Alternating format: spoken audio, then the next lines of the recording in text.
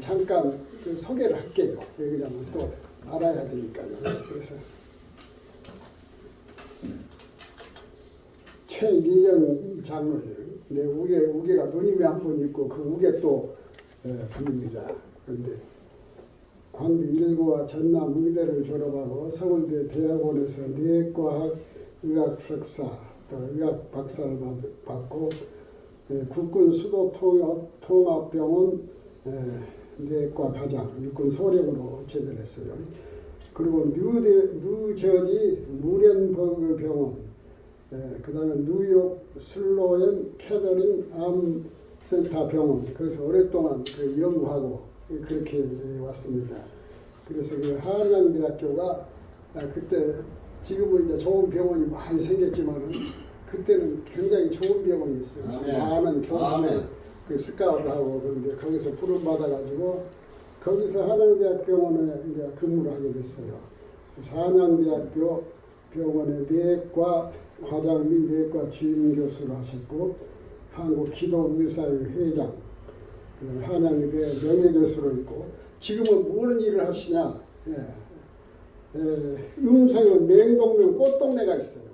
거기에서 내과 의사로 근무를 하고 있습니다. 그래서 제가 병원도 한번 가봤는데 오래됐습니다만은 너무 참 이런 병원이 있은가 6.25 후 같은 우리나라 병원 같아요. 가서 보니까 그 환자들이 복도에다 누워있고 그냥 침대에 꽉 차버렸어요. 그래서 그 환자들은 이렇게 어려운 사람들이거든요. 그 환자를 18년 동안 지금 돌보고 있습니다. 그래서 월요일날 갔다가 이렇게 요새는 이제 목요일날 오신다고 막 그래서 그런 그 봉사를 하고 있어요. 그러니까 아마 거기서 받는 것이라고는 직원들하고 점심 공으로 먹는 것 외에는 아무 받은 것도 없습니다. 한양대학교 병원에서 나올 때 정말로 해야 될까 모르겠습니다만 여러 군데서 이렇게 제의가 오더라고. 병원에서 있어주라고. 또 연봉도 많이 하고 다 물리치고요. 그 다음날 그 꽃동네 가가지고 모르는 사람은 참 어리석다고도 말할 수가 있죠. 그런데 신앙적으로 좀 해서 나머지 생을 이렇게 봉사하면서 살아야 되겠다 해서 지금까지 그 꽃동네에서 아침에 버스를 타고 가서 또 거기서 또 한참 들어가요. 그 생활을 좀 쭉 하고 있으니까요. 이제 여기서 말씀 드릴 때 잘 듣고 은혜될 수 있는 부분은 이렇게 받으시기를 바랍니다. 아멘. 소개를 많이 할 수 있는데 더 하면 안 돼요. 형제지간이기 때문에. 아멘.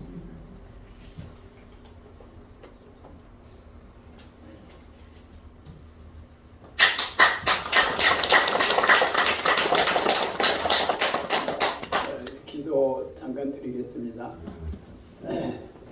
전능하신 하나님 우리 아버지, 지난 2022년도 주님의 도우심으로 우리 모두가 오늘에까지 이르게 됐습니다. 또 오늘은 2023년 1월 1일 주일입니다.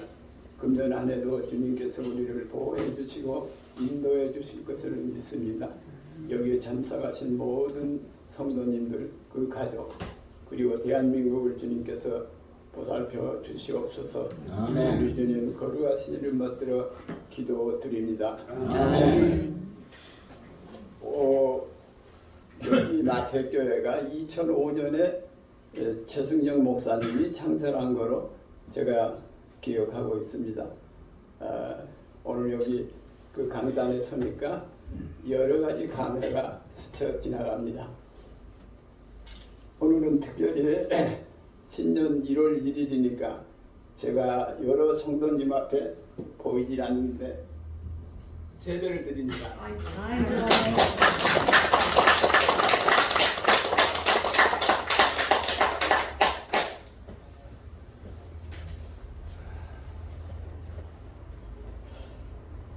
성경 레위기 17장 12절 구약에 있죠. 11절에는 육체의 생명은 피에 있습니다. 이런 말씀이 있습니다. 우리가 피가 있어야지 생존할 수 있습니다. 피는 신장에서 만들어지는데 그게 이제 어떻게 만들어지느냐. 물론 이제 우리 음식도 섭취하고 물도 마시고 그렇게 됩니다만은 심장에 네 군데로 나눠져요. 우심방, 우심실, 좌심방, 좌심실. 그런데 우심방에서 이 한 노드 결절이 있습니다. 조그마한 게 있는데 그게 이제 전기 자극을 일으킵니다.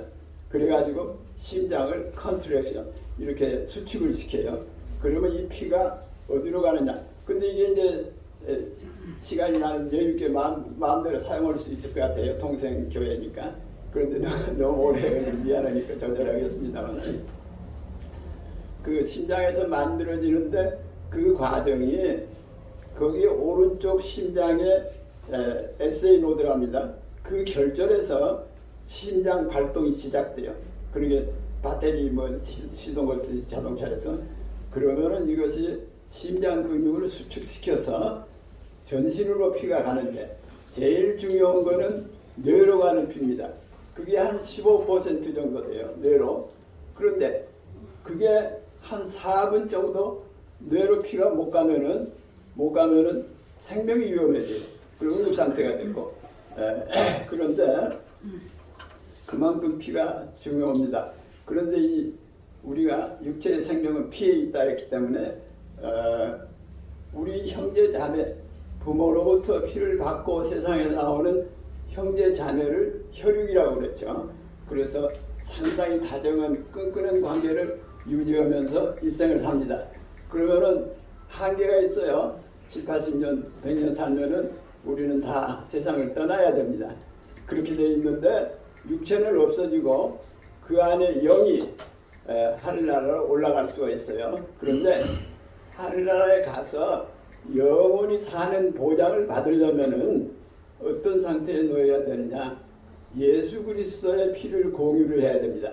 예수 그리스도의 피는 십자가의 여기 옆구리에 창으로서 피를 흘렸다는 거예요. 그래서 그 피를 받는 것, 그걸 Jesus blood라고 합니다.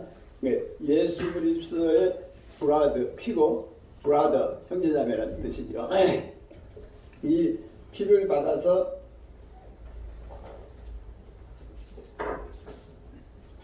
우리가 받아서 그걸 믿고 그렇게 살아나가는 사람이 영생의 길을 얻을 수 있어요. 구원을 받아서. 그런데 여기 모이신 성도님들은 전부 예수 그리스도의 피를 공유하고 있습니다. 근데 물론 이제 실수하고 적용하면 안 되겠지만은 그래서 이 피를 가진 모든 분들이 여기 예배를 드리고 있어요. 그러는 어떤 의미에서는 형제자매 그 관계보다도 더 중요합니다. 왜냐하면 이건 하늘나라를 가는 길이고 형제자매는 살다가 세상에서 없어지는 그런 관계인데 물론 형제자매도 예수님의 피를 공유한 형제자매는 또한 하늘나라에 가죠. 그렇게 되어 있습니다. 그렇기 때문에 아주 중요한 관계로 우리가 여기서 만나고 있다 이런 걸 얘기합니다. 요전에도 어디서 강연하는데 제가 이거를 강조를 했어요. 하는데 이 사실이 매우 중요합니다. 그래서 우리가 아주 행복한 사람들이다 이걸 알 수가 있어요. 우리 신체 내에서 아까 말한 그 우심방에서 한 노드 결절해서 발전기가 돌게 되는 아주 신기합니다. 누가 돌리는 게 아니고 우리는 그 자동차는 돌리는 거 있잖아요. 그런데 우리 심장에는 없어요. 근데 하나님께서 이거를 주셔서 자동으로 심장을 돌리게 합니다. 그래 심장 근육을 수축시켜서 피가 나게 해요. 그래서 이게 놀라운 역사입니다. 그러면 하나님이 세상에 신이 있느냐? 그렇게 얘기하면 예수 믿으면 하늘나라에 갈 수 있느냐? 그렇게 얘기를 하면은 거기에 답변할 수 있는 몇 가지가 있는데 인체 내 신비한 것들이 몇 가지가 있어요. 시간이 없으니까 말씀 못 드립니다만 그 중에 하나가 지금 심장에서 심장 전기 자극이 저절로 그렇게 생겨서 이게 돌게 된다. 이런 걸 비롯해서 자연계에서도 또 하나님께서 존재한다. 이거를 증명할 수 있는 것이 몇 가지 증거가 있어요. 그것도. 근데 그런 거 다 말씀드릴 시간은 없는데 이제 이 말씀을 드리고 예수님의 피를 공유한 우리들이 여기서 예배드리고 있다. 이걸 강조하는 겁니다. 아멘. 그 다음에 이제 아멘. 19세기에 러시아의 대문호 톨스토이라는 사람 다 아시죠? 세계적인 대문호입니다. 이 톨스토이가 무슨 말을 했느냐? 말했어요. 책도 많이 지어냈고. 근데 그 중에서 가장 중요한 말 중에 하나가 우리가 이 세상에서 사는 게 아니라 이 세상을 지나가고 있다. 이 말씀이었어요. 우리가 여기서 영원히 사는 게 아닙니다. 이 세상을 지나가고 있어요. 빨리 지나갑니다. 이게 그래서 어느덧 2022년도 이제 사라졌고 23년에 왔죠. 그래서 그런 유명한 말을 남긴 톨스토이 세계적인 문인 이런 사람의 얘기를 지금 소개합니다. 근데 톨스토이의 작품이 많이 있는데 책도 있고 인생도 보이라고 큰 책도 있고 그 중에서 한 가지 단편선이 있어요. 단편선이라는 책이 있는데 그거를 읽어보면은 세 가지 질문이라는 그런 내용의 글이 나옵니다. 제가 오늘 사실 최 목사님이 저대로 여기 강단에 서서 예배 시간인데 나의 그 인생 여정이라는 제목으로 강의를 하고 있습니다만은 그러나 핵심은 아까 소개한 마태복음 10장 8절 너희가 거저 받았으니 거저 주어라. 이 말씀 아주 좋은 말씀입니다.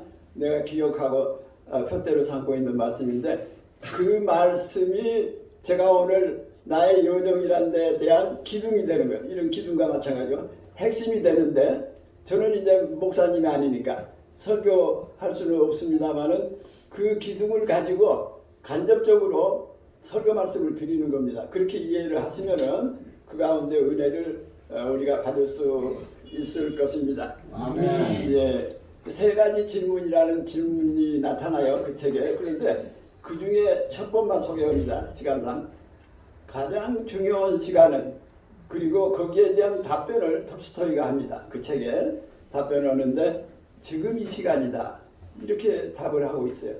아마 톨스토이가 왜 이런 답을 했을까? 답한 이유는 설명 안 했습니다만은 돌아오는 시간은 우리가 보장받을 수 없기 때문일 겁니다. 누구나 앞으로 오는 시간에 대한 보장을 갖고 사는 사람이 없잖아요. 그러니까 톨스토이가 이런 얘기를 남기는 겁니다. 그런데 이제 우리가 성경 야고보서 4장 14절에 거기에도 이런 기를 내일 일을 너희가 알지 못하는도다 이런 말씀이 있어요. 내일 일을 알 수가 없어요. 우리가 자동차를 타고 가다거나 또 예전에 뭐 그저께 무슨 터널에 지나가다가 또 사고가 나고 연기가 나오고 해서 세상을 떠나지 않습니까? 그러니까 내일 일을 알 수가 없는 그런 삶을 살고 있어요. 또 독일이 낳은 세계적인 시인이 있습니다. 헬만 헤세라고 다 들어봐서 아실 겁니다. 그 헬만 헤세는 이런 말씀도 했어요.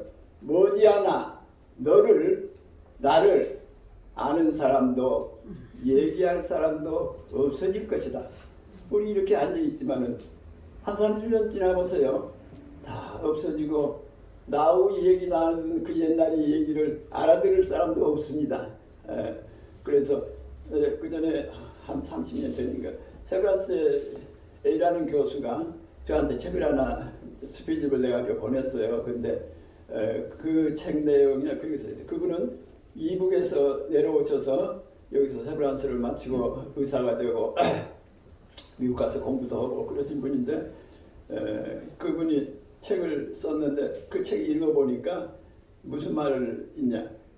자기가 이북에서 내려왔는데 지금 이 한국 땅에는 자기 몇 분이 같이 왔는데 다 없고 옛날 그 이북에서 살 때 그 얘기를 해도 누가 알아줄 사람이 없다는 거야.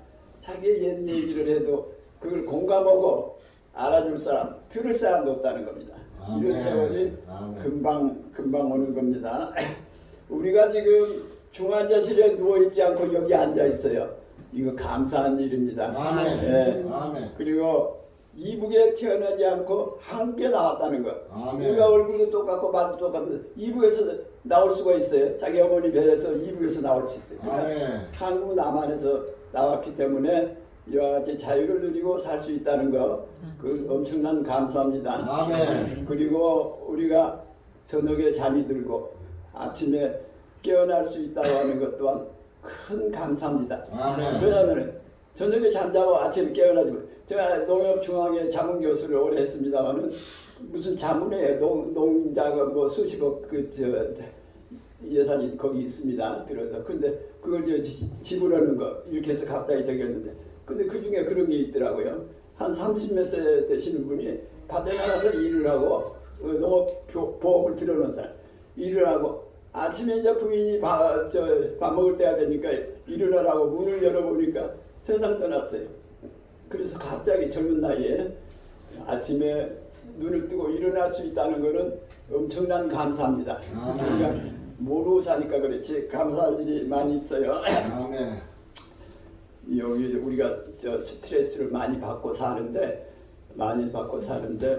이제 그 스트레스라는 거는 뭐냐면은 자기 몸이 그 여러 가지 부담되는 그런 자극으로부터 생체가 어떤 반응을 나타내는 겁니다. 좋은 자극이 아니고 나쁜 자극으로부터 생체가 표현하는 반응 이게 스트레스예요.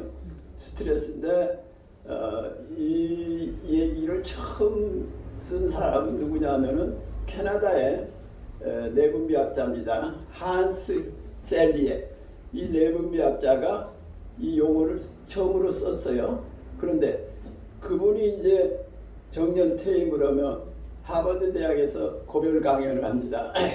그런데 학생들이 다 기립 박수를 하고 청강 다 강의를 들었어요. 근데 그 중에 이제 한 학생이 질문을 합니다.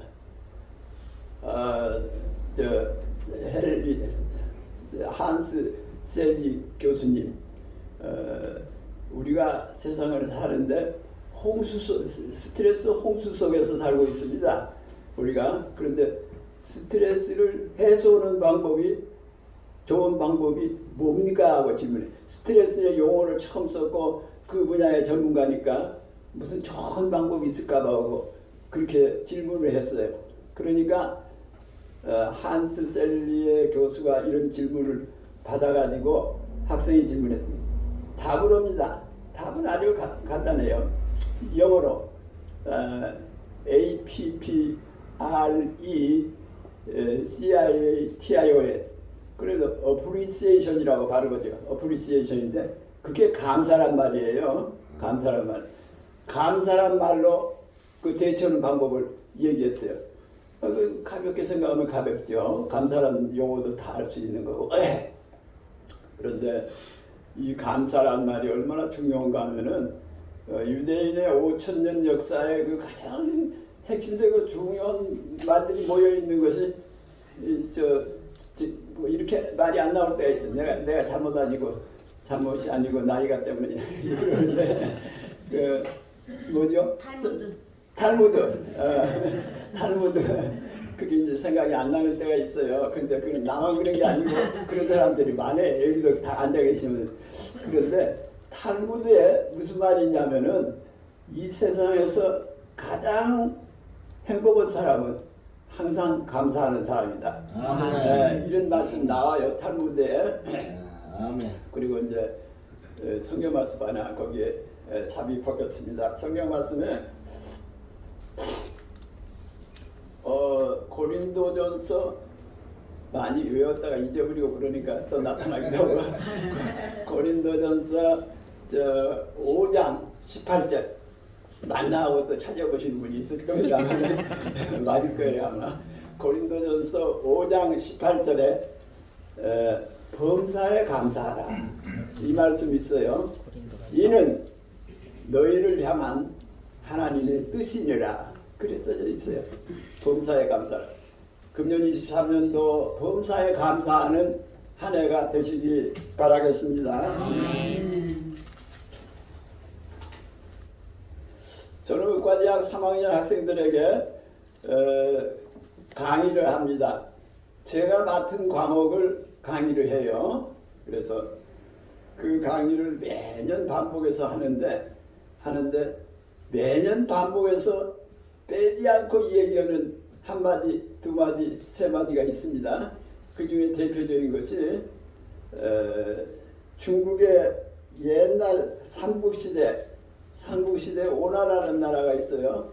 그래서 오나라에 동봉이라는 의사가 있었습니다. 근데 그 사람의 예를 매년 학생들에게 내가 전달을 합니다. 그리고 어떤 때는 여학생이 편지도 저한테 오고인데 여자들이 더 감수성이 많고 그래요. 남자보다는. 남자 편지는 못 받아봤는데 여자 편지는 또 다른 사람한테도 받아보고 그 강연 끝나고. 그래서 그 동봉이라는 의사가 환자를 진료하는데 환자들이 많이 찾아옵니다. 문전성시죠. 옛날에 오나라 때니까 아주 오래돼서 우리는 그때 살지 못했으니까 모르겠지만은 그러나 그렇게 오래된 때 환자가 많이 찾아와요. 그런데 환자들한테 치료비를 받지 않아요. 저는. 그러니까 환자들이 또 양심이 있으니까 이렇게 진료받고 저기 또 다시 병원에 오게 된다고 동봉의사한테. 그런데 여전히 치료비를 안 받아요. 그러니까 그 중에 이제 많은 사람 중에서 아이고 여기 좋다 이렇게 생각하는 사람도 있겠지만은 또 부담을 느끼는 사람도 있을 거라고요. 그래서 그렇게 부담 느끼는 사람들이 몇 사람이 이제 동봉의사에게 간청을 합니다. 저희가 이렇게 선생님이 치료비를 받지 않고 진료를 하시니까 또 오고 또 오는데 마음에 부담이 많습니다. 그러니까 이 부담을 좀 덜어주세요. 이렇게 얘기를 해요. 그러니까 동봉의사가 들어보니까 그 일리가 있거든요. 그래서 그러시다면은 제가 제안을 하겠습니다. 그런데 여러분 중에 저한테 찾아와서 진료를 받고 병이 호전된 사람은 살구나무 묘목 5그루를 저희 집 뒷 야산에 심어달라 그랬어요. 묘목을. 그리고 저한테 와서 진료받고 가벼운 병이 좋아지신 분은 살구나무 묘목 1그루를 뒷 야산에 심어달라 이렇게 얘기했습니다. 근데 그게 얼마 시간이 지나니까 살구나무 숲이 됐어요. 그렇게 한 사람들이 많았던 모양이에요. 그래서 살구나무 숲을 이루었어요. 이건 중국 고사에 내려오는 얘기입니다. 그래서 이거를 동선행림이라고 합니다. 동선행림. 그리고 그 의사는 동봉이고. 그런데 이때 행자는 살구나무 행자입니다. 서울에 한양대학 자리가 행당동이라고 그래요. 근데 행당동이 아마 그 살구나무가 많이 있었던 모양이에요. 그 학교 짓기 전에. 그래서 행당동이라는 유래가 됐다고 제가 들었습니다만은. 그래서 살구나무 행자입니다. 그래서 동선행림이라고 유명하게 내려오는 고사입니다. 여기에서도 역시 아까 우리 지금 말씀의 핵심이 기둥이 되는 거 마태복음 10장 8절 너희가 거저받았으니 거저주어라 이 말씀이 인용을 하고 있습니다. 제가. 네. 그 다음에는 2006년부터 6년 동안 저는 청주에 노인요양원이 있습니다. 그 기초생활수급자들이 모여 한 70명 살고 있었어요. 그때 그 노인 요양원에 의사가 필요하다고 그런데 없다는 거야. 그래서 제가 매주 화요일날 청주 노인 요양원에 가서 진료를 했습니다. 그게 이제 6년 동안 했는데 그 뒤는 이제 그 필요성이 소실돼서 더 못했어요. 그래서 2006년부터 6년 동안 그런 경험이 있습니다. 근데 그거는 이제 여러 가지 또 사소한 그 에피소드들이 있는데 그런 거는 다 어디나 있을 수 있는 거고. 그때 이제 2010년 4월 3일인데 청주 시내에 택시 기사로 일하시는 분이 20명이 꽃동네로 와가지고 여기 시설에 있는 70명 중에서 노인들을 태워가지고 청주에서 가까운데 송리산이라고 들어보셨겠죠. 근데 송리산에 가서 하루를 놀고 오자는 거야. 하루를 요양원에서만 있으니까 그렇게 했었는데 그 20명의 택시 기사들은 청주 시내에서 택시 기사를 하는데 전부 천주교 교인들이에요. 천주교 교인들인데 그들이 매년 그렇게 하루씩 그렇게 와서 봉사를 합니다. 노인들을 위해서 바람도 쏘이고 이렇게 하면은 점심 도시락도 준비하고. 근데 그 기사 차 안에는 기사 타고 기사 부인도 타고 그런 두 사람이죠. 뒤에 뒷좌석에 두 사람이 타는데 그 요양원의 노인 한 사람 또 한 사람 이렇게 해서 한 팀이 돼가지고 송리산에 갔다 옵니다. 그때 이제 경찰이 또 에스코트도 하고 그렇게 해서 하루를 즐겁게 해가지고 돌아옵니다. 그때가 2010년 4월 3일인데 그렇게 매년 해요. 그런데 그렇게 한 번 하고 그 다음에 또 해주는데 그 다음에가 되면은 몇 명이 세상을 떠납니다. 갔다 왔던 사람도 그렇고 못 간 사람도 그렇고 그러니까 더 저기를 할 수 없어요. 물론 다른 사람들도 해주고 있죠. 그런 경험을 얘기합니다. 그리고 충북 음성군 맹동면 야산. 충북 음성군이 있고 맹동면을 처음 들어보시는 분은 없겠죠. 그러나 한 40만 평인가 된다고 하던가 그래요. 그걸 기증하신 분이 또 있어요. 거기를 그 산을 야산을. 그래서 그 꽃동네가 세워집니다. 금년이 얼마입니까? 2023년 1월 1일이니까 금년까지 47년이 되거든요.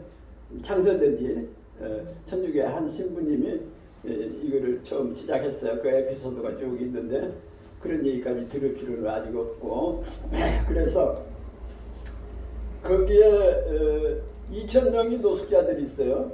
노숙자들이 있는데 여기 앉으신 분들이 거기 들어가려면 받질 않아요. 자격이 없으니까. 자격이 있어야 들어가는데 기초생활수급자라는 자격을 가져야 돼. 기초생활수급자. 아시죠? 기초생활수급자는. 그런데 주로 서울역에서 많이 와요. 저도 서울역 가보고 저 영등포역도 가보고 했는데 거기에 사람들이 집결한다고. 그래서 서울역에 와서 지금은 서울역 건물이 좋게 되고 그전에는 그 조그마한 공간에서 또 지하도가 있습니다. 거기 근데 지금도 있나 모르겠어요. 근데 지하도에서 잠을 자요. 추울 때도 겨울에 이렇게 추울 때도 거기서 뭔가 덮고 잠을 자고 그렇게 하는 곳이 있습니다. 그런데 거기에도 건물이 아마 4층 건물인가 길가에 있었어요. 지금도 하나 몰라도 그거는 거기서 구세군 뭐 기독교 또 뭐 천주교 뭐 이런 데서 말이죠. 교회에서 나와서 거기 그 건물에 식사하러 오는 사람 있으면은 거기서 밥을 대접해. 교회에서 다 저기를 해서 이렇게 하는 부분들이 있습니다. 이런 일이 우리나라 각처에 또 적지 않게 있는 데가 있습니다. 우리는 모르고 사니까 봐야지 아는데 안 보고 사니까 몰라요. 봐도 건달로 보니까 마음이 와서 닿아야 되는데 안다면 소용이 없거든요. 그런데 이제 뭐 어디까지 얘기했나 또 이렇게 그래요. 그래서 서울역에서 그 꽃동네 노숙자들을 공급해요. 서울역이 주로.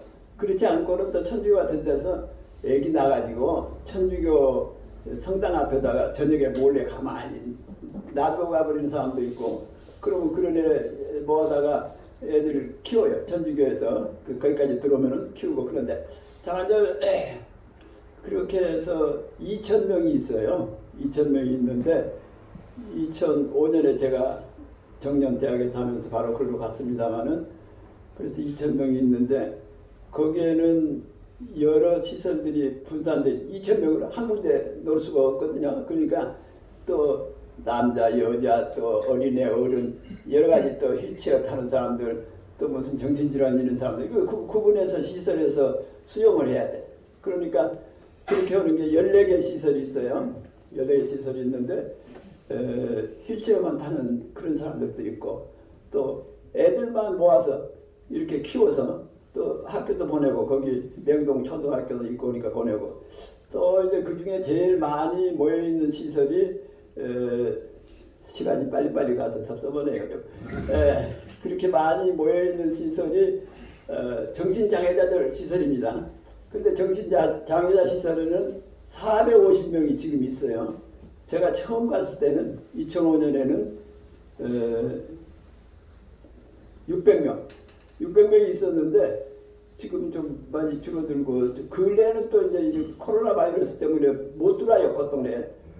꽃동네 자유롭게 외부에서 들락날락하는 사람은 제가 아마 한 사람일 거고 또 피부과 의사 그 전에 몇 사람 의사들이 2주 내지 한 달에 한 번씩 와서 개업하고 있고 어디 있는 사람들인데 꽃동네에 와서 봉사하겠다 해서 봉사하는 사람이 7, 8명 있었는데 지금은 피부과 의사 한 사람만 들어와요. 다른 사람들도 못 들어오고 있고 제한이 있어서 와서 코로나 바이러스 전파하고 가면 곤란해지니까 그래서 그렇게 하고 있습니다.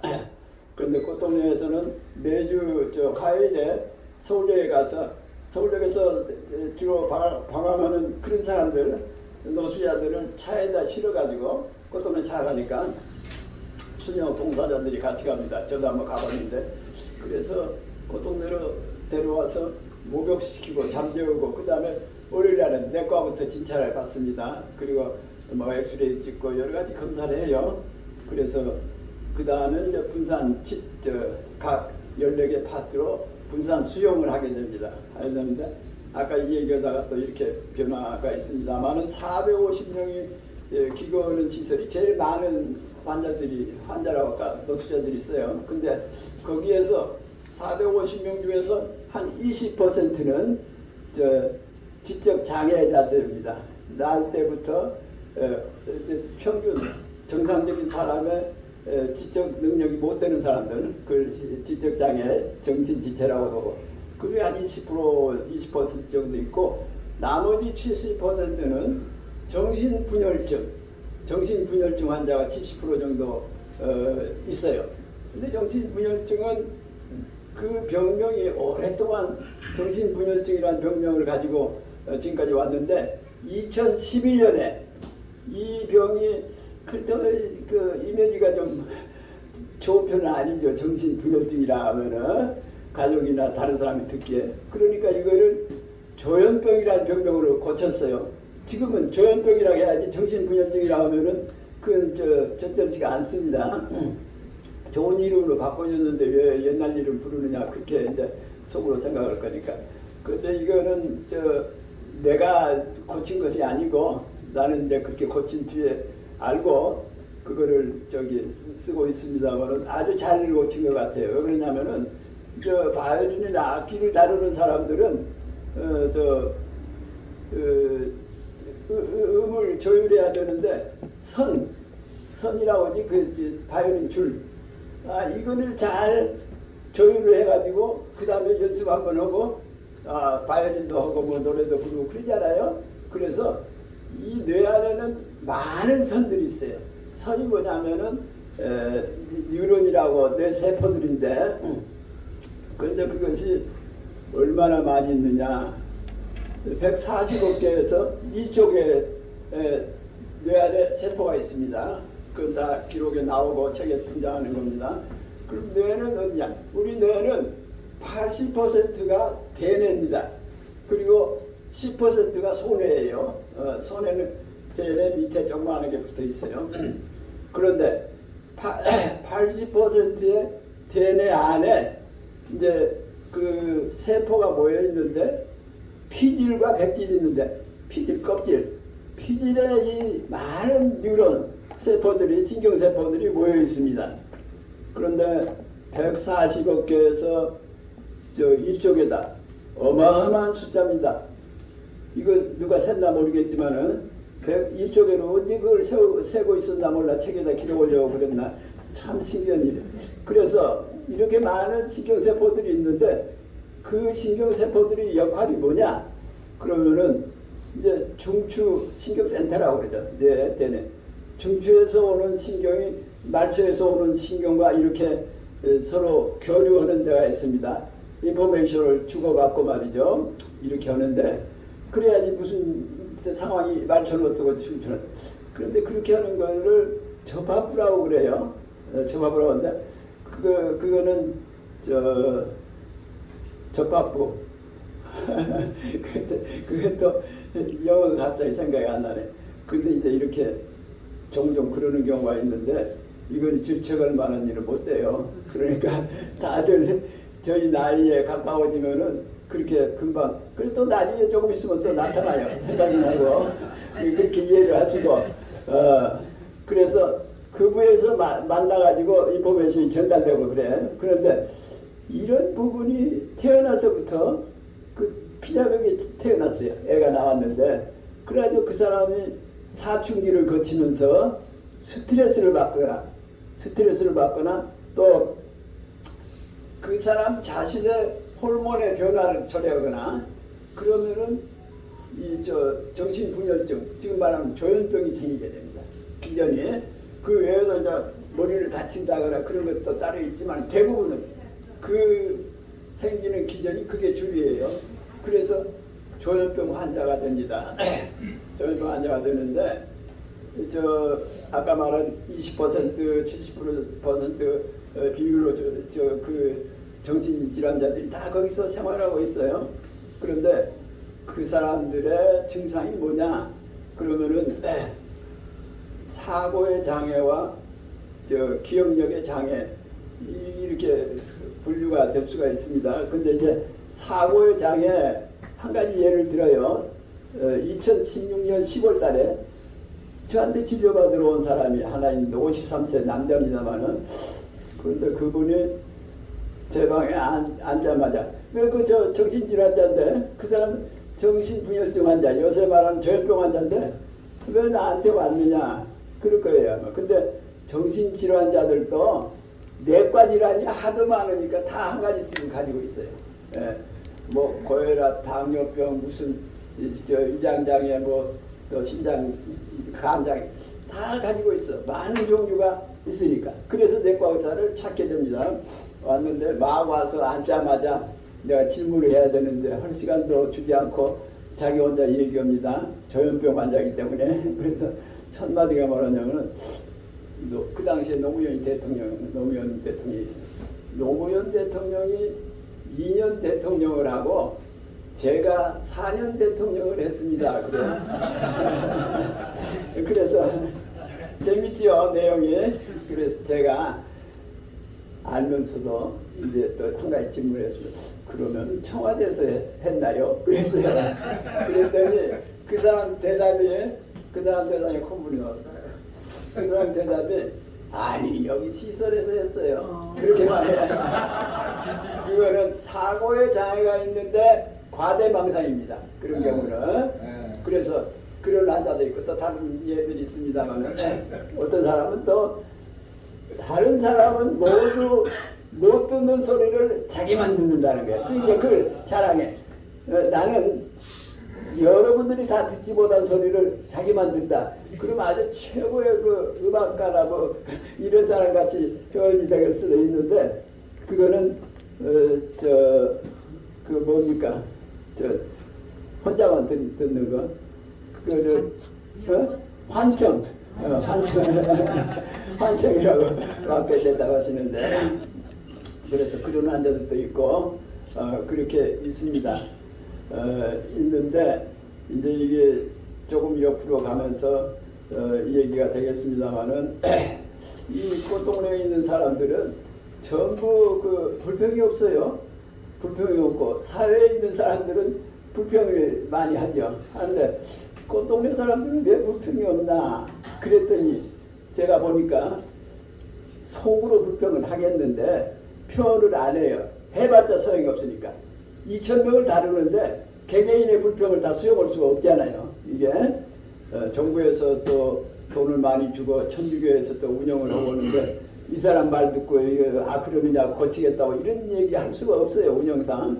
그러니까 이제 그렇게 전부 다루니까 전혀 불평을 하지 않고 사는 그런 사람들 같아요. 그런데 이게 왜 불평이 없느냐 그랬더니 생각해 보니까 그 사람들이 마음을 비웠기 때문에 그렇다 그래요. 우리가 이렇게 살 때도 마음을 비우면은 불평이 나올 수가 없습니다. 예. 자기 마누라에 대해서 눈에 거슬릴 일을 해도 마음을 비우고 있으면 그 마누라의 불평을 꼬집을 수가 없어요. 그런데 일일이 그 꼬집는 사람은 마음을 안 비운 사람이야. 마음이 충만되어 있는 사람. 뭐로 충만된지 모르겠습니다만은, 그러니까 그렇게 예를 들 수 있는데, 이거는 불교의 법문이 54,000 법문이 있어요.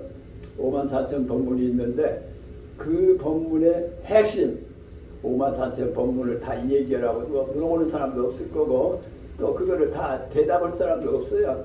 한마디로 요약을 하면은 마음을 비우라, 그겁니다. 54,000 법문의 한마디 요점은 마음을 비우라, 이렇게 요약될 수가 있습니다. 그런데 이제 꽃동네에서 이제 18년째 들었으니까 많은 사람을 대했고 또 많은 얘기들이 있고 보고 느꼈어요. 근데 그런 것들 얘기하려면은 시간이 모자라니까, 그러니까 시간을 더 줄 상황도 아니고 할 수가 없어요. 한두 가지 예만 듭니다. 거기에 2005년에 제가 갔는데 2006년에 들어오신 김원여 할머니라고 그분 계십니다. 이제 돌아가셨으니까 이런 말해도 되는데, 김원여 할머니가 여러 가지 질환이 있어요. 그래서 꽃동네로 왔는데, 근데 꽃동네에서 주는 음식 뭐 진수성찬을 먹는 것도 아니고 그렇게 해서 똑같이 먹고 이렇게 하는데, 이분이 이제 1902년생이니까 1902년생인데 이분이 언제냐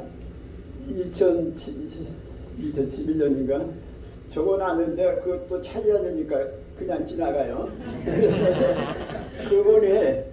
그분이 9월달인가 그때 세상을 떠납니다. 그런데 몇 살에 세상을 떠나느냐, 그런 여건에서 살고 병도 여러 가지 있어. 때가 또 진찰도 오고 봤기 때문에 지금 얼굴도 사진 찍어놓은 거 내 노트에도 있고. 그런데 제가 지금 본 중에서 거기 가기 전까지 본 중에서 제일 오래 산 사람은 저희 외할머니가 제일 오래 살았다 생각하고 했는데, 왜냐하면 103세 돌아가셨거든요. 근데 그 이상에 사는 사람들이 있는데 내가 본 사람은 그런데 김원여 김원여 이 할머니는 그래서 언제 돌아가셨냐 2000몇 년인데 110세로 세상을 떠나요. 110세. 그러면은 그 뭐가 대단하느냐. 근데 상당히 대단합니다. 110세면은 여러분들 주위에서 110세 세상 떠나시는 분 봤어요? 못 봤어요. 나는 그래도 꽃동네 가서 일하니까 그런 특권이 있습니다. 110세 환자를 봤다. 그리고 내가 이렇게 얘기를 할 수 있어요, 어디 가서. 그런데 그 얘기한다 해서 뭐 특별한 건 아니지만은 그런 경험이 있는데, 그러면 성경에는 어떻게 기술되느냐?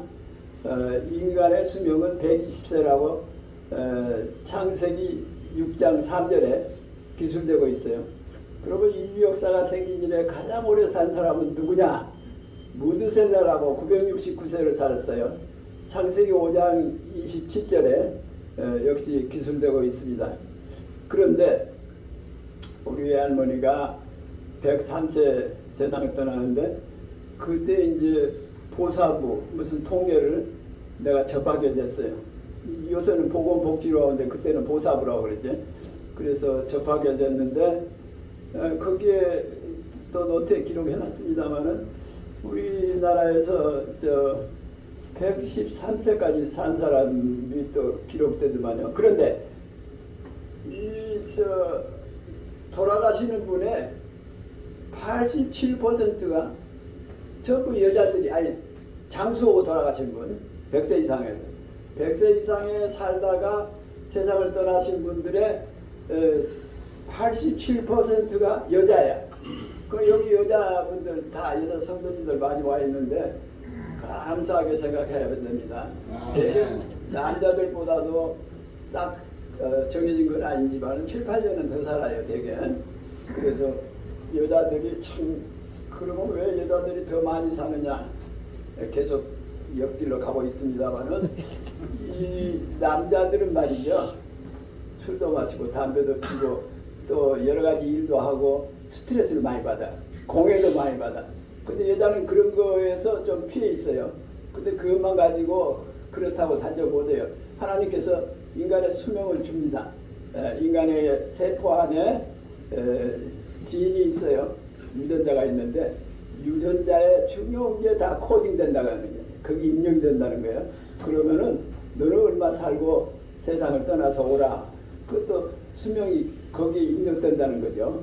그 입력되는 걸 내가 보지도 못했고 뭐 다른 사람도 못 볼 겁니다만은 그렇게 된 거로 판단하는 것이 맞아요. 그래서 어떤 사람은 생각밖에 가서 교통사고로 세상 떠나고 물에 빠져서 죽고 비행기 타서 죽고 말이죠.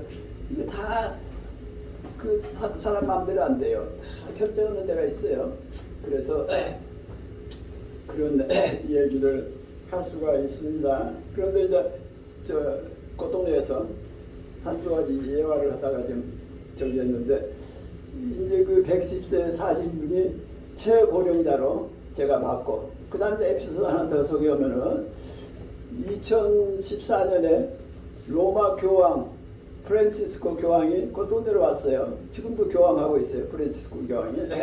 그런데 거기에 와서 그 지체 부자자들만 모여 사는 거 그때 한 200명 됐는데 지금은 조금 줄어들었나 모르겠어요. 근데 거기에 그 시설에 바로 옆에 잔디 광장이 크게 잘 조성이 되어 있습니다. 근데 프란시스코 교황이 그 잔디 광장에 헬리콥터를 타고 내리시더라고요. 제가 봤습니다만은 그래가지고 바로 그 옆에 휠체어 타고 있는 사람들의 시설로 들어갔어요. 들어가서 처음 만난 사람이 누구냐 하면은 세레브럴 펄스인데 그저 뇌 장애 있는 사람이에요. 그러면은 그걸 또 찾아봐야 돼. 뇌성마비. 그 뇌성마비 환자 보신 분들도 있을 거예요. 그러면은 그 표정도 비정상이고 또 몸 움직이는 것도 불합리하고 불규칙적이고 또 말도 그래요. 말도 좀 조심스럽게 얘기하지 않으면은 무슨 말 하고 있나 파악하기가 쉽지 않아. 이런 거 뇌가 다루거다가 그렇게 상처를 받아가지고 뇌성마비 이렇게 되는데 이런 환자가 있는 시설에 왔어요. 와가지고 이제 교황님하고 대화를 합니다. 그분하고 교황님이 뇌성마비 중환자가 오니까 이렇게 만지고 기도도 하고 대화를 하는데 뇌성마비 환자가 스페인 말을 했어요. 스페인 말로 무슨 말을 했나 나 듣지는 못했습니다만 아마 그런 얘기 했겠죠. 아이고 이렇게 찾아오셔서 감사하다고 뭐 그런 얘기 했겠죠. 했는데 이 말을 듣고 교황님이 아주 밝은 표정을 하면서 속으로 좀 저기 했겠죠. 이런 데서 이렇게 스페인 말을 하는 사람이 있을까 하고. 그런데 많은 말을 할 실력이 없고 몇 마디만 인사말을 그렇게 하게 됐어요. 근데 그게 그렇게 된 거는 그 당시에 꽃동네 수녀가 한 분 들어오신 분이 있는데 31세 여자. 근데 그분이 수녀복을 입고 왔다 갔다 하더라고요. 와가지고 그래서 내가 그분을 불러가지고 여자 지금 어떻게 이렇게 여기 와서 수녀복만 입고 돌아다니느냐고 그랬더니 아르헨틴에서 부에노스아이레스라는 곳이 있어요. 수도지 아마 거기에 우리 교민들 많이 삽니다. 그런데 부에노스아이레스 의과대학을 나오고 그리고 거기서 인턴까지인가 했어요. 하고 이제 갑자기 무슨 생각이 있나 꽃동네 수녀로 들었다고요. 그래서 내가 보니까 내가 식사도 한번 같이 하자고 하면서 저기 했어요. 내가 뭐라 했냐면은 당신은 말이지 아주 귀중한 탤런트를 받았다 하느님으로부터. 그런데 수녀복만 입고 왔다 갔다 하면 되겠느냐. 그러니까 이제 조금 더 공부해서 무슨 과를 하고 싶냐. 서학과를 미국 가서 하고 싶다고 그래요. 그러면은 빨리 이제 미국으로 가서 서학과를 해가지고 서학과 전문의가 돼가지고 수녀복을 입고 세계 어느 나라에 가서든지 아주 보람 있는 일을 할 수 있다. 그렇게 하라고 내가 그랬어요. 그때 이 여자분이 수녀분이 공감을 했어요. 그런데 그때 교황이 오니까 스페인 말을 가르쳤어요. 그 부에노스아이레스 의과대학을 나오니까 스페인 말 거기 잘하죠. 그저 남미에는 브라질만 빼고 나머지 아르헨틴, 칠레 또 몇 개 나라 있는데 그거 다 외울 수는 없고 거기 나라들은 전부 스페인 말을 해요. 근데 브라질만 스페인 말을 안 하고 그러니까 이제 거기 부에노스아이레스 과대학을 나오니까 스페인 말이 유창하지요. 교포. 그래서 가르쳤어요. 교황이 온다는데 당신 말이지 스페인 말로 인사말 두세 마디만 하면 되니까 이거 꼭 기억했다가 알아. 며칠 전에 가르쳐 놓으니까 그걸 잘 기억했다가 그랬다 대성마 연자가 그렇게 얘기하니까 얼마나 산속에서 이런 사람 만나니 반갑겠어요. 그렇게 대화 나누고 교황님은 또 다른 시설로 갔습니다. 갔는데 그렇게 해서 그 좋은 해우를 했고 그 여자 수녀는 제가 얘기한 대로 2년 후에 미국으로 건너갑니다. 가서 소아과 레지던십을 하고 소아과 의사가 됐을 겁니다. 근데 지금 어디 가서 모르는지 그건 내가 배웠고 했고 그렇게 해가지고 그런 에피소드가 하나가 있고 그리고 이제 또 교황님도 스페인말 잘하죠. 부에노스아이레스에 있었으니까 지금은 거기서 부에노스아이레스 추기경을 했는데 그때 이제 교황이 베네딕트 교황이 하시다가 그만두니까 그 자리에 추천이 돼가지고 지금은 로마 거기서 교황을 하고 있습니다. 하고 있고 또 한 가지는 이제 제가 식사하고 나서 점심 시간에는 이렇게 주위에 산책을 합니다. 걸어야지 나도 힘을 받아서 움직이지. 점점 근육도 쇠약해지고 그러니까 자꾸 움직여야 되는데 그런데 그 점심시간밖에 시간이 또 적절히 없고 그래서 점심시간에 보통 40-50분 정도는 쭉 산속이니까 걸어서 움직여요. 그런데 그렇게 걸어가는데 한 그 잔디밭에서 말이지 텐트 하나 쳐놓고 여자분들이 몇 분이 거기 앉아서 점심 도시락을 먹어요. 불고기도 가지고 오고 해서 아주 맛있게 먹는데 제가 거기 지나가니까 여기 같이 식사합시다 그래 제가 저한테. 그래서 저는 식사하고 지금 산책길이라고 그러면서 몇 마디 대화를 나눴어요. 근데 거기에 이 아무개라고 63세 여자 그 당시에 저도 봤고 그런데 정신분열증 옛날에 지금 조현병입니다. 조현병 환자인데 여자분인데 그분은 상당히 일찍 꽃동네에 들어왔어요. 1988년도에 들어온 사람인데 저도 몇 번 치료를 해서 알죠. 내과지라는 거. 그래서 이제 그분이 꽃동네에 와서 혼자 이렇게 한 30년을 사는 거예요. 거기에 저기에서 그때 당시가 63세. 그런데 그 아버지가 아들 하나하고 딸 넷을 낳았어. 지금 이 환자의 아버지가. 근데 딸 넷 낳았는데 딸 셋이 이제 병이 없이 사회에서 살죠. 근데 그 세 사람이 10년 동안이 그전에는 초창기는 못 오고 10년 최근 지난번까지 10년 동안 세 자매만 여자들이 정이 많다고 제가 그러지 않았어요. 아까도 이 얘기 무슨 말하다 한 것 같은데 여자들이 잔정이 많아요. 그래서 자기들끼리 모여서 1년 4년이니까 셋이 모이면 한 사람은 병원에 와 있거든 꽃동네. 그런 게 그 사람을 위해서 위로 방문을 해. 한 달에 한 번씩. 그것도 쉽지 않아요. 매번 꽃동네까지 버스 타고 모여서 그렇게 한다고요. 그 중에 리더 된 사람은 제일 위에 언니인데 기독교 교인입니다. 그 사람은.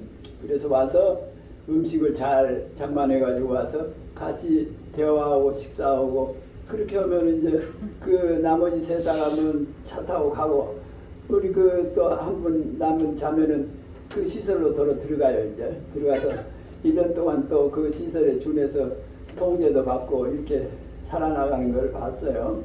봤는데 그 다음에 또 얘가 있습니다만은 그거는 거기에서 끝내고 시간이 자꾸 가니까 이거 네. 또 다른 데로 지나가야 돼요.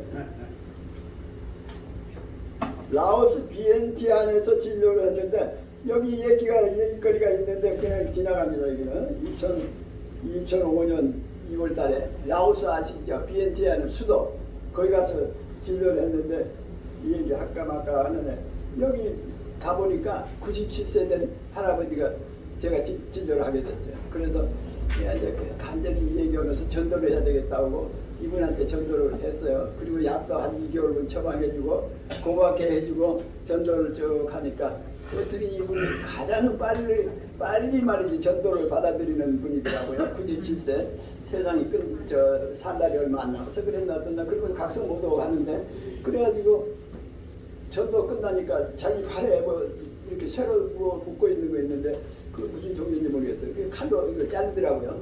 자르면서 자기 예수 믿겠다고 그래요. 그래서 갑자기 이러니까 이분이 정말 무슨 뜻을 알고 믿겠다고 하는 건지 그 생각도 있지만은 통역을 다 제대로 하니까 그걸 받아들이는 겁니다. 그렇게 해서 받아들여서 이제 고마운 마음이 있고 그때도 이제 미국에서 그 성형외과 의사 5분이 와가지고 이 비엔티안에 미리 얘기를 해가지고 우리가 4박 5일 휴가를 가는데 그 나라에 가서 그 입술 이렇게 금이 간 사람들 그 뭐죠? 우리 입술도 이렇게 금가 있고 크래프트 립이라고 하는데 그 뭐든지 간에 알아듣는 말로 해보세요. 그래서 그렇게 금이 간 사람들이 있어요. 그거를 꼬매주는 거. 근데 그런 환자가 많은 모양이야. 그래서 수십 명이 모였어 전국에서. 그래가지고 4박 5일 동안 자기들이 다 비니까 뭐 호텔비 내고 전부 무료로 해주고 그리고 5일 되니까 비행기 타고 다 미국으로 돌아갔습니다. 플라스틱 서저리 성형외과 의사들인데 고마운 일이죠. 그래서 그런 결과가 있고 그때 이제 내가 전도를 했기 때문에 전도를 종종 합니다만은 전도 얘기하면 이 얘기를 꼭 해야 돼요. 미국에서 말이죠. 목사님 돼가지고 미국 교회에서 한국 교민들을 위한 목회를 하다가 우리 최승열 목사님 너무 길게 한다고 안 할지 모르겠네 시간에. 괜히 소개했다가 그러면은 큰일 나겠는데. 그래서 전도를 하는 거를 중요하게 여겨야 됩니다. 왜냐하면 우리가 또 이게 사도행전 2장 21절인가 거기가 맞을 거예요. 다 써놓은 얘기가 안 보여서 그래. 사도행전 2장 21절 맞습니다.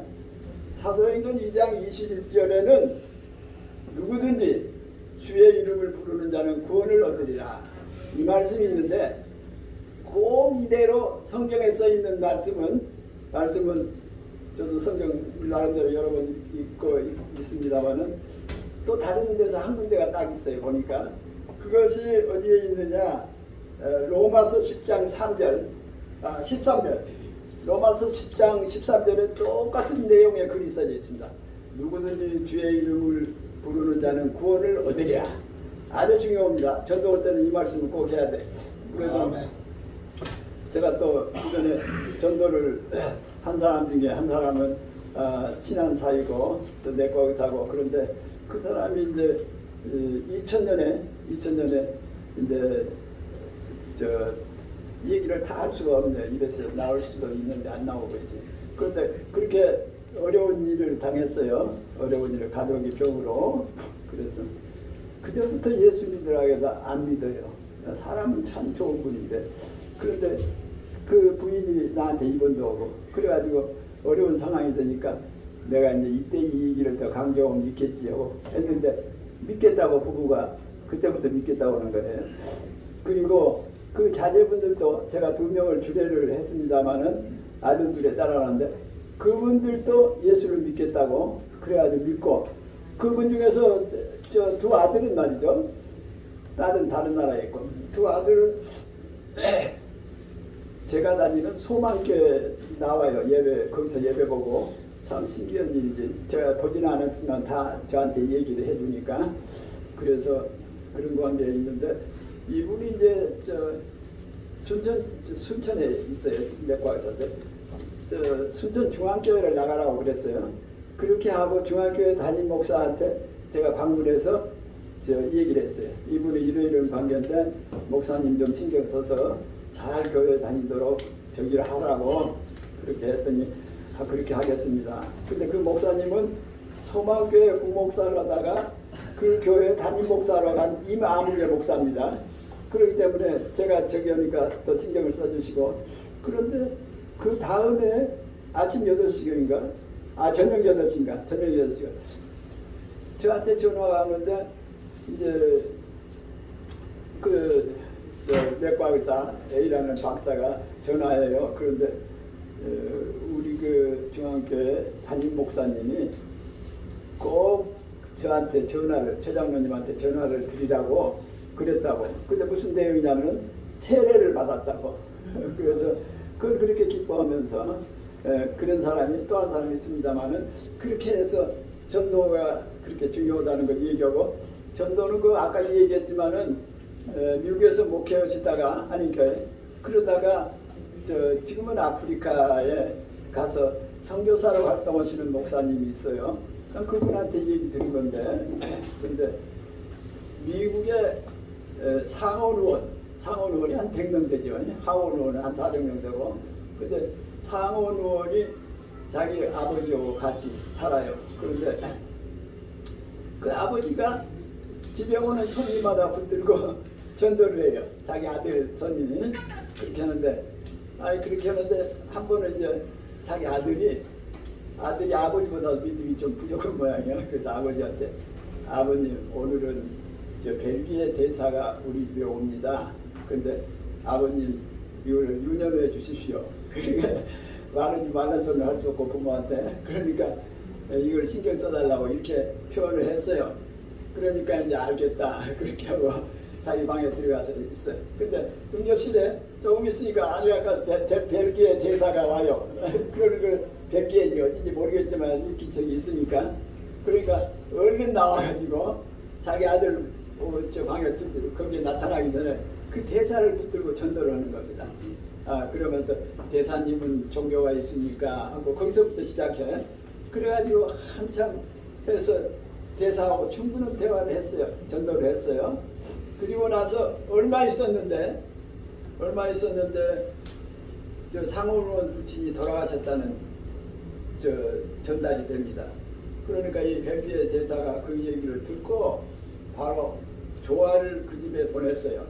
근데 그 조화가 거기에 모든 상원의원 어느 정도 파워가 있으니까 미국에서 그러니까 모든 조화 중에서 가장 큰 조화를 벨기에 대사가 보냈어요. 보냈는데 그 조화가 문제가 아니고 그 조화 아래 메모가 하나 붙어 있어요. 근데 그거를 보니까 짧은 만남, 영원한 생명. 예수를 받아들이는 거예요. 짧은 만남, 영원한 생명. 자기 영원한 생명을 얻었다는 거야. 벨기에 대사가 이 상원의원의 아버지의 전도를 통해서 영원한 생명을 얻었다. 이런 내용을 기술했습니다. 태국 치앙마이 굴물 강호가 돼 있으면 제가 계속 하고요. 이거 어떻게 하나? 지금 미안해요. 빵이나 떡이나 뭐 준비됐으면 좀 할 수 있는데 어떻게 지나? 선장관님 어때요?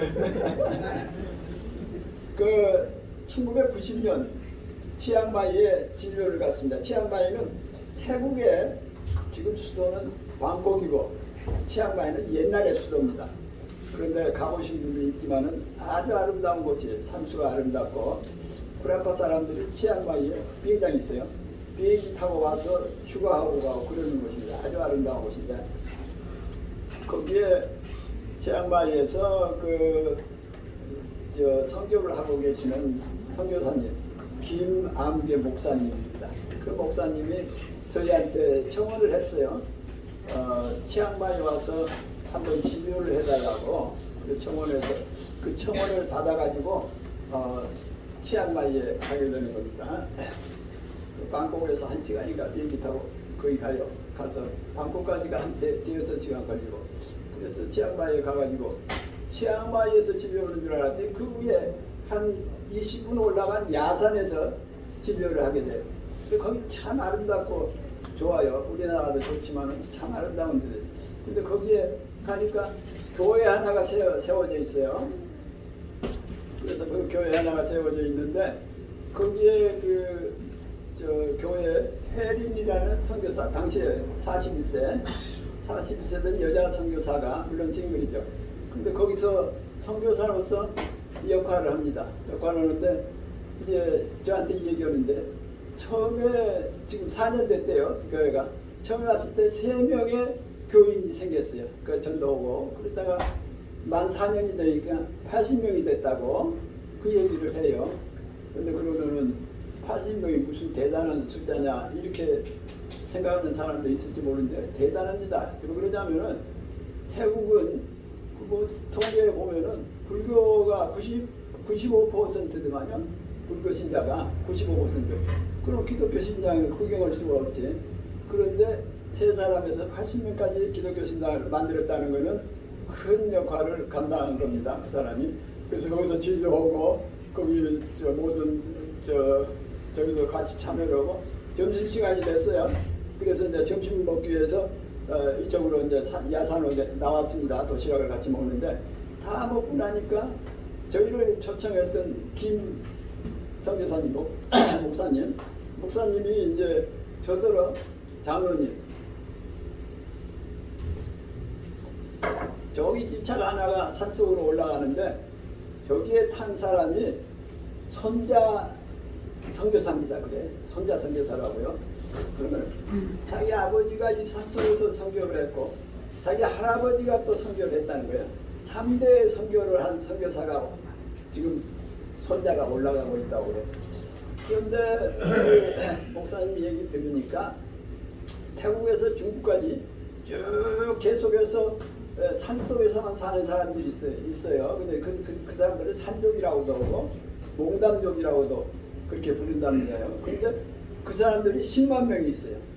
10만 명이 있는데 거기에 이제 그 일을 봉사하기 위해서 현재도 마찬가지일 겁니다.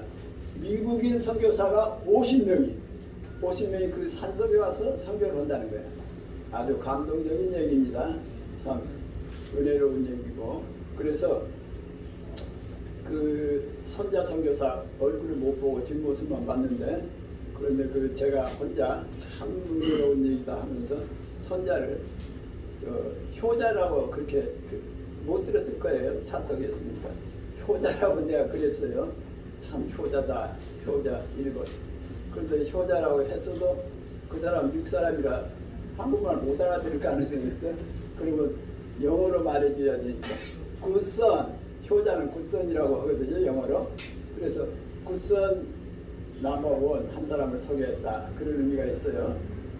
굿선 또 두세 사람이 있는데 두 번째는 전주 예수병원에 1954년에 와서 36년 동안 봉사한 의사가 있습니다. 미국 사람.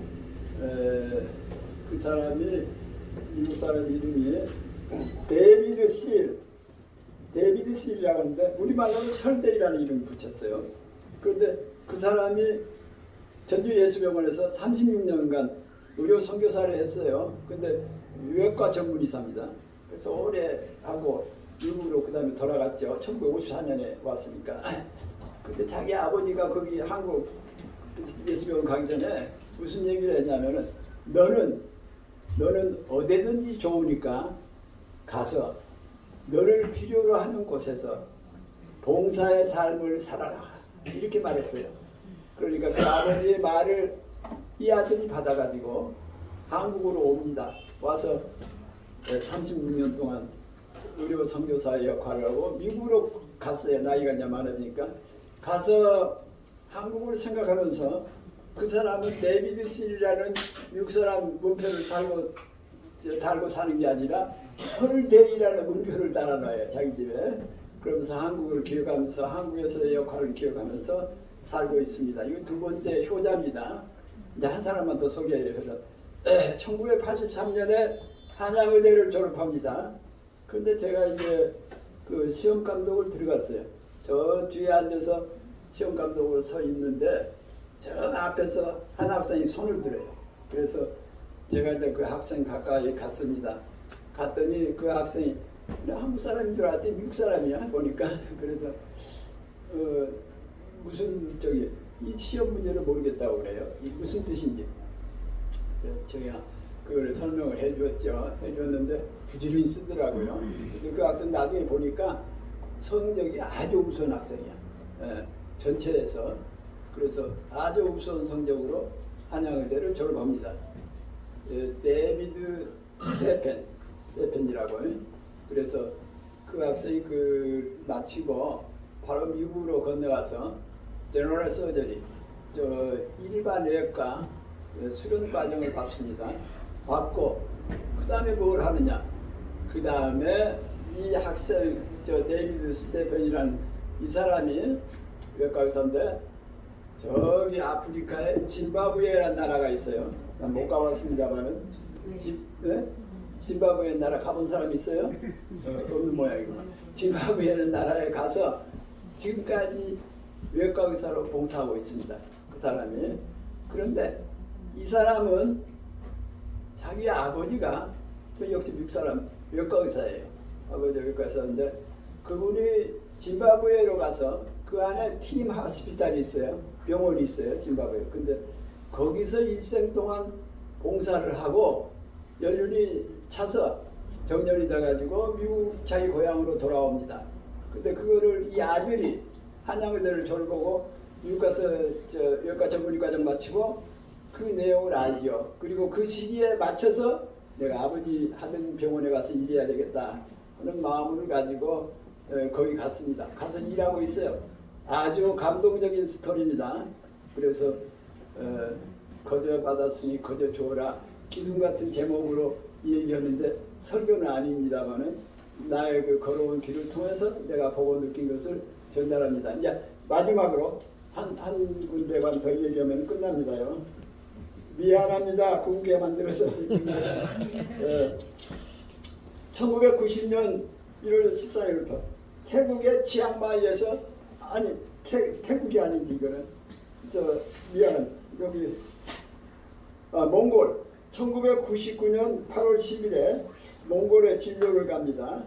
그런데 99년 8월인데 2차 진료가 2002년에 8월에 있었고 2차 진료는 2004년에 8월에 있었는데 이것도 몽골에 여러 군데 10년 동안 제가 다녔으니까 여러 군데 있는데 그 중에 비오캄비네트라는 데가 두 번 가게 됐어요. 그래서 2002년, 2004년. 근데 거기 얘기만 해야 됩니다. 시간상. 근데 거기는 이제 우리 소망교회에서 부목사로 당시에 근무하시던 분이 몽골 거기 선교사 자원해가지고 거기 가 있어요. 그때 99년도에 몽골이 오픈되는 시기입니다. 그전에는 다 공산국가에 해당됐죠. 그런데 우리 소망교회가 맨 먼저 가는 거로 알고 있었어요. 그리고 그 뒤에 다른 교회들이나 여기서도 오고 그렇게 했는데 두 군데서 진료를 했어요. 그리고 그때 전희철 박사님이라고 외과 전문인데 저 장로님이고 또 연륜이 좀 있으신 분이고 그런데 그분하고 우리 소망교회 부목사 있다 가신 분하고 두 분이 요청이 있어서 그래서 저희가 이제 담임 목사님이 곽 목사님인데 곽선희 목사님 그 곽선희 목사님한테 제가 얘기해가지고 이거를 어떻게 하면 되겠냐 했더니 그러면 그걸 몽골 남성교회 사업을 해가지고 몽골에다 교회에다 하나 건축하고 그들이 원하는 거니까 그래서 그렇게 하면 좋을 것 같습니다. 그러니까 그러면 다음 주일에 그 의료 선교팀 모두 다 식사를 마련합시다. 그래서 그 근처 어디 가서 식사 같이 하고 헌금을 하기로 했어요. 그때 372명이 헌금에 참여하고 그 중에 뭐 많이 내신 분은 3천만 원씩 네 분이 냈고 그 다음에 1,000만 원씩 내 분도 한 10여 명 되고 이래가지고 4억 4천이 모금이 됐어요. 그래서 이걸 가지고 몽골 울란바토르가 수도입니다. 거기에다가 교회를 하나 건축하자. 남성교회 사업으로 해서 교회를 지었어요. 근데 1000명이 들어가서 예배 볼 수 있는 교회입니다. 근데 거기에 우리가 교회 완공하고 뒤에 거기 가서 또 진료를 했어요. 넓은 공간에서 교회 안에서 이렇게 한 역사가 있습니다. 근데 이 비오 컨비넌트 지역은 이름이 비오 컨비넌트인데 이것이 아마 비가 많이 오는 지역이 아니었나 그런 생각해요. 두 분이 비오 컨비넌트 이름이 나오니까. 그런데 거기에서 이제 진료를 막 시작을 해오는데 어느 몽골 사람이 저희들 앞에 와요. 그러더니 저희 여동생이 말이지 고열이로 식음을 전폐하고 문 밖에도 못 나온다고 그러니까 한번 왕비 나와주시면 좋겠습니다. 그래서 저하고 윤 아무개 목사님하고 선교사입니다. 같이 갔어요. 가서 보니까 이 오빠가 얘기하는 그 상태 그대로입니다. 그래서 제가 이제 정진 한번 해봤더니 폐렴 소견이 제일 가까워요. 그래서 거기에 준해서 약을 2주분은 주고 주사는 없으니까 못 가지고 다니니까 보건소를 물어봐가지고 보건소하고 연락을 취해가지고 한 병에 400cc 되거든요. 근데 우리가 페이를 할 테니까 이 열흘 동안만 주사를 좀 해주라고 그렇게 얘기했어요. 그리고 이제 기도를 하고 그 집에서 2002년에 8월달에 우리는 다시 돌아와서 진료를 해야 되니까 근데 이제 그 윤 목사님이 간절히 기도하고 저는 이제 몽골말 하나 기억하고 있는 거 있어요. 지금부터 잊어버렸다 나타났다는데 그 몽골말로 예수대 세인 이뜨결에 그거는 뭐냐면 예수 믿으십시오 하는 거거든요. 그래서 그렇게 얘기를 했어요. 하고 갔는데 2004년에 또 거기를 한번 방문하고 싶어서 갔는데 오빠를 만났거든요. 그래서 오빠한테 자초지종을 들으니까 이제 곧 끝납니다. 참으시고 자초지종을 들으니까 그러니까 그때 말이죠. 자기 여동생 아픈 여동생의 딸 그리고 자기 그렇게 다 그 예수 믿으라고 하는 걸 다 들었다는 거예요. 예수 대세 이기결에. 그래서 2002년부터 자기 자제분 2사람하고 5사람이 교회를 나갔대요. 2002년부터. 그래서 2004년 지금까지 2004년에 만나니까 8월에 지금까지 모두 다 예수를 믿고 교회 나갑니다. 고마운 얘기를 해요. 그래서 제가 이제 호주머니에서 달러 몇 개 있는 거를 그 오빠한테 주면서 주일날 교회 가서 자제분이랑 헌금하세요 하고 주었어요. 주고 이제 돌아왔어요. 돌아와서 이제 너무 시간이 길게 해서 미안하고 2가지 저기만 듣고 말겠습니다. 하나는 독일의 속담, 유명한 속담입니다. 알라 안팡 이스트 시벨 엔데굿 알레스굿 발음도 틀리고 그럴 겁니다. 틀림없이. 그러나 이 말이라도 전달할 수 있는 게 다행이고 생각하시고 그래서 제가 어디서 강의를 했는데 독일에서 공부하신 분이 있어요. 그분 목사님. 그런데 그분한테 제가 이거 독일어로 하니까 어떻게 제대로 발음이 되나 모르겠다고 그러고 다 듣고 나더니 괜찮게 했다는 뜻으로 표현을 하더라고요. 그렇긴 하는데 나도 잘 몰라요. 지금 발음이 제대로 된 건지 우리말이 아니니까. 그런데 알라방이스트 슈벨 그는 모든 시작은 어려웠다. 그러지만은 엔데굿 마지막이 좋으면은 알레스굿 모든 것이 좋다. 우리 모두 다 기억할 유명한 말입니다. 마지막이 좋으면 다 좋다는 거예요. 그리고 이제 인도의 잠언 하나 더 소개하고 마칩니다. 인도의 잠언 거기는 또 속담이나 마찬가지인데 너가 세상에 나올 때 너 주위 사람들은 모두 울었다. 모두 기뻐했다. 세상에 나올 때 너는 울었지만은 모두 기뻐했다. 그 다음에가 너가 세상을 떠날 때는 너 주위 사람들은 모두 울지만은 너는 혼자 웃도록 하라. 이것도 기가 막힌 내용입니다. 그래서 이 2말을 전달하고 제 강연을 마치겠습니다. 감사합니다.